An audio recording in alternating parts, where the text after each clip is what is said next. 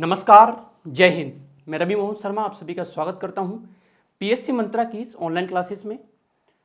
दोस्तों, आज हम लोग देखेंगे करंट अफेयर्स की कौन कौन सी खबरें, जो मुख्य खबरें चर्चा में रहीं और क्या क्या ऐसे करंट अफेयर्स के आयाम हैं जिनको हम लोग तय कर सकते हैं। ठीक है, फटाफट से हम लोग करंट अफेयर्स देख लेते हैं।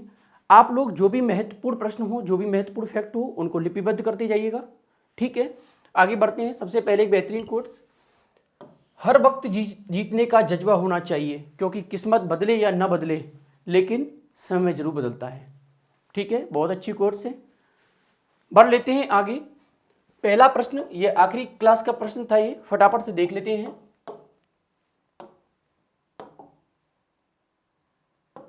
चलिए, उत्तर प्रदेश राज्य के पहले आयुष विश्वविद्यालय की आधारशिला कहां रखी गई थी? प्रश्न पूछा गया है, क्या उत्तर प्रदेश राज्य के पहले आयुष विश्वविद्यालय की आधारशिला कहां रखी गई थी? इसका उत्तर हो जाएगा गोरखपुर। ठीक है, फटाफट से इसकी व्याख्या देख लेते हैं। 28 अगस्त 2021 को राष्ट्रपति रामनाथ कोविंद ने उत्तर प्रदेश के गोरखपुर में राज्य के पहले आयुष विश्वविद्यालय की आधारशिला रखी है। कुछ दिन पहले महामहिम राष्ट्रपति, क्या नाम है, रामनाथ कोविंद जी ने उत्तर प्रदेश के हाल ही में गोरखपुर की यात्रा की थी। 4 दिवसीय कार्यक्रम था उनका। उसमें उन्होंने उत्तर प्रदेश के गोरखपुर में राज्य के पहले आयुष विश्वविद्यालय की आधारशिला रखी है। इस विश्वविद्यालय को महायोगी गुरु गोरखनाथ उत्तर प्रदेश राज्य आयुष विश्वविद्यालय के नाम से जाना जाएगा। एक वहां के महर्षि हुए थे, क्या नाम था? गोरखनाथ।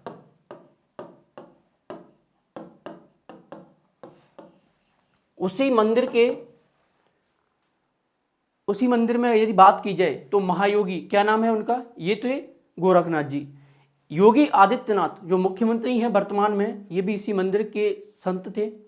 ठीक है, फटाफट से देख लेते हैं आगे। दूसरा प्रश्न है, किस मंत्रालय ने विज्ञान भवन से वाई ब्रेक ऐप लॉन्च किया है? वाई ब्रेक ऐप लॉन्च किया है, किस मंत्रालय ने किया है? केंद्रीय आयुष मंत्रालय ने। ठीक है, इसका उत्तर हो जाएगा क्या? केंद्रीय आयुष मंत्रालय। फटाफट से देख लेते हैं।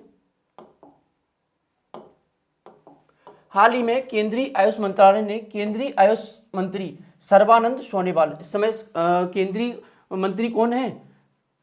आयुष मंत्री सर्बानंद सोनोवाल, विज्ञान भवन से वाई ब्रेक ऐप लॉन्च किया है। कहां से किया है? विज्ञान भवन से। विज्ञान भवन कहां है? दिल्ली में।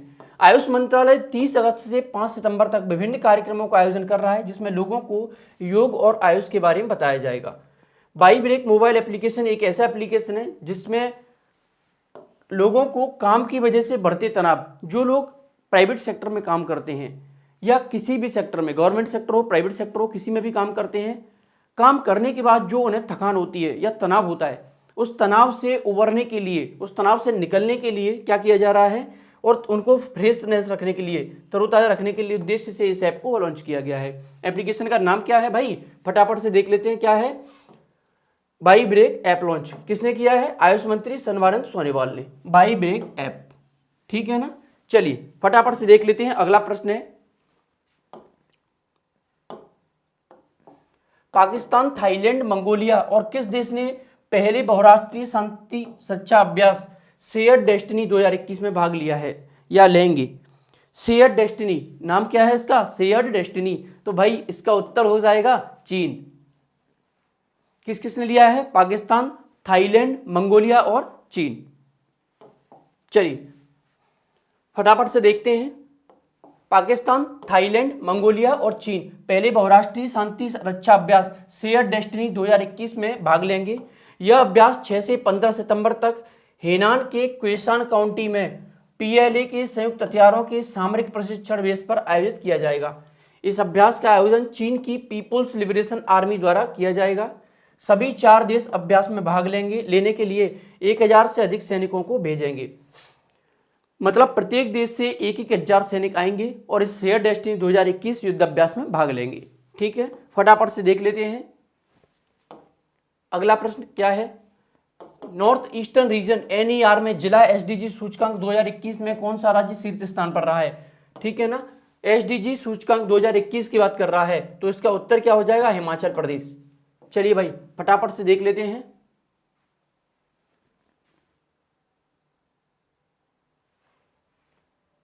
चलिए सबसे पहले इसका उत्तर हो जाएगा दोस्तों सिक्किम, ठीक है ना, सिक्किम इसका उत्तर होगा। क्या है, एसडीजी सूचकांक 2021 की बात कर रहा है, इसमें इसका उत्तर हो जाएगा सिक्किम।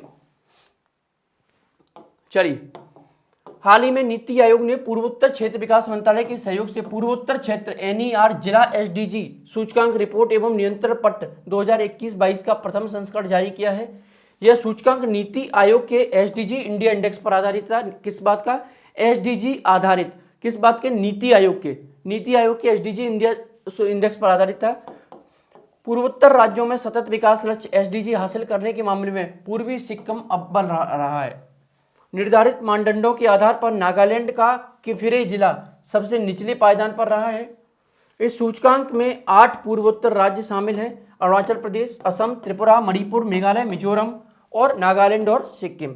ये 8 राज्यों को इसमें शामिल किया गया है सूचकांक में, जिसमें सिक्किम फर्स्ट नंबर पर आया है। ठीक है, जल्दी से बढ़ लेते हैं। राष्ट्रीय लघु उद्योग दिवस कब मनाया जाता है? उत्तर पूछ रहा है भाई, राष्ट्रीय लघु उद्योग दिवस कब मनाया जाता है?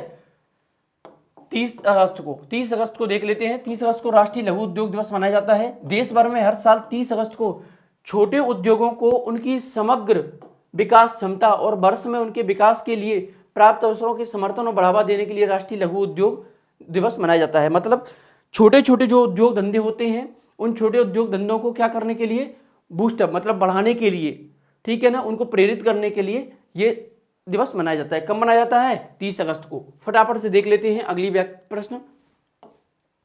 5वां प्रश्न आप लोगों के सामने स्क्रीन पर। हाल ही में किसके द्वारा विकसित ई गोपाला एप्लीकेशन का वेब संस्करण जारी किया गया? ई गोपाला देख लेते हैं फटाफट से। इसका उत्तर हो जाएगा दोस्तों डेयरी विपणन वाला, ठीक है ना। हाल ही में राष्ट्रीय डेयरी विकास board, national dairy development board NDDB द्वारा विकसित ई गोपाला एप्लीकेशन का वेब संस्करण लॉन्च किया गया। यह पोर्टल डेयरी किसानों की सहायता के लिए है। इस पोर्टल पर डेयरी किसानों को डेयरी पशुओं की बेहतर उत्पादकता प्रदान करने के लिए वास्तविक समय की जानकारी दी गई है। चलिए क्या है इसमें, क्या किया जाएगा, जो भी किसान डेयरी क्षेत्रों से जुड़े हुए हैं, मतलब दुग्ध उत्पादन क्षेत्र से जुड़े हुए हैं, उन लोगों को क्या किया जाएगा, इस पोर्टल पर उन किसानों की सबसे पहले तो पोर्टल बनाया जाएगा, उस पर सूचीबद्ध किया जाएगा। उसके बाद क्या किया जाएगा, इसमें डेयरी पशुओं के, जो डेयरी पशु होते हैं, उनकी उत्पादकता क्या है और किस समय उनकी उत्पादकता बढ़ाई जा सकती है, इस प्रकार का डेटा उसमें कलेक्शन के रूप में रखा जाएगा। इस पोर्टल को प्रधानमंत्री नरेंद्र मोदी के डिजिटल इंडिया के विजन के अनुरूप लॉन्च किया गया है। ये डिजिटल इंडिया के साथ में किया गया है भाई, ध्यान रखिएगा। 1 से 7 सितंबर तक पूरे भारत में प्रतिवर्ष कौन सा राष्ट्रीय सप्ताह मनाया जाता है? तो ये मनाया जाता है राष्ट्रीय पोषण सप्ताह, ठीक है ना। राष्ट्रीय पोषण सप्ताह मनाया जाता है कब? 1 से 7 सितंबर तक। चलिए फटाफट से देख लेते हैं व्याख्या।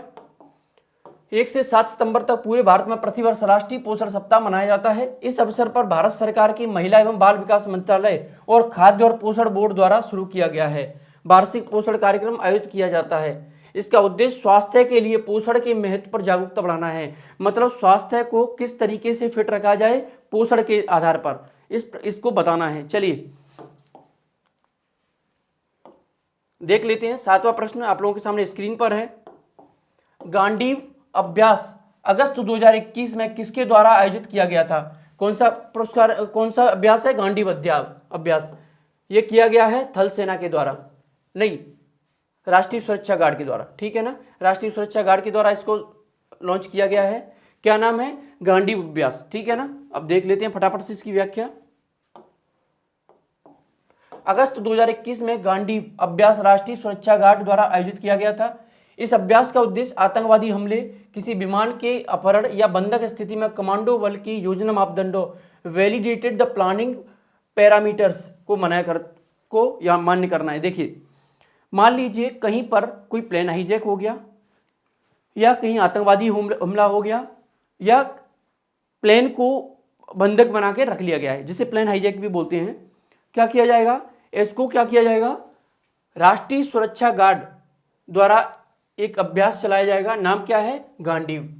इसके तहत उनको ट्रेनिंग दी जाएगी कि किस प्रकार से उसको छुड़ाना है, किस प्रकार से आतंकवादी घटनाओं को रोकना है, ये सारी चीजें। चलिए फटाफट से देख लेते हैं अगला प्रश्न। मुख्यमंत्री शिवराज सिंह चौहान ने किस जिले में स्वर्गीय अटल जी की स्मृति में भव्य और विशाल स्मारक बनाने की घोषणा की है? तो ये की है ग्वालियर में, ठीक है ना, ग्वालियर, क्योंकि उनकी कर्म भूमि रही थी।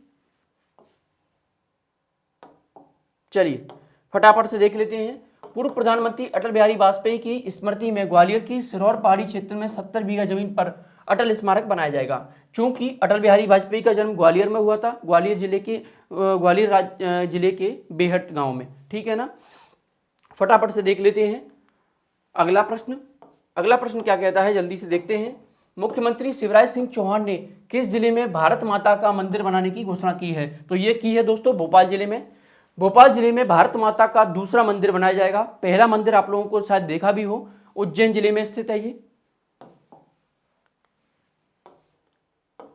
हाल ही में मुख्यमंत्री श्री शिवराज सिंह चौहान ने घोषणा की है कि मध्य प्रदेश की भोपाल में देश का सबसे बड़ा भारत माता का मंदिर बनाया जा रहा है। मध्य प्रदेश का पहला भारत माता का मंदिर कहां पे है? उज्जैन में। ये महाकाल मंदिर के जस्ट बगल में है ये भारत माता का मंदिर। चलिए भाई अब देख लेते हैं 10वां प्रश्न, आप लोगों के सामने स्क्रीन पर है, इसका उत्तर आप लोगों को देना है। हाल ही में किस टाइगर रिजर्व में विलुप्त हो रही फिशिंग कैट की खोज हुई है? वो दोस्तों बहुत महत्वपूर्ण प्रश्न है। फिशिंग कैट की बात हो रही है, किस राष्ट्रीय उद्यान में टाइगर रिजर्व में देखा गया है फिशिंग कैट को? पहला है कान्हा राष्ट्रीय उद्यान, दूसरा है पन्ना राष्ट्रीय उद्यान, तीसरा है सतपुड़ा राष्ट्रीय उद्यान, चौथा है बांधवगढ़ राष्ट्रीय उद्यान। इस प्रकार आप लोगों को ये उत्तर देना है और कमेंट सेक्शन में अधिक से अधिक लोग उत्तर दीजिए, ठीक है। इसके साथ ही मैं आप लोगों से विदा लेता हूं। जय हिंद, जय भारत।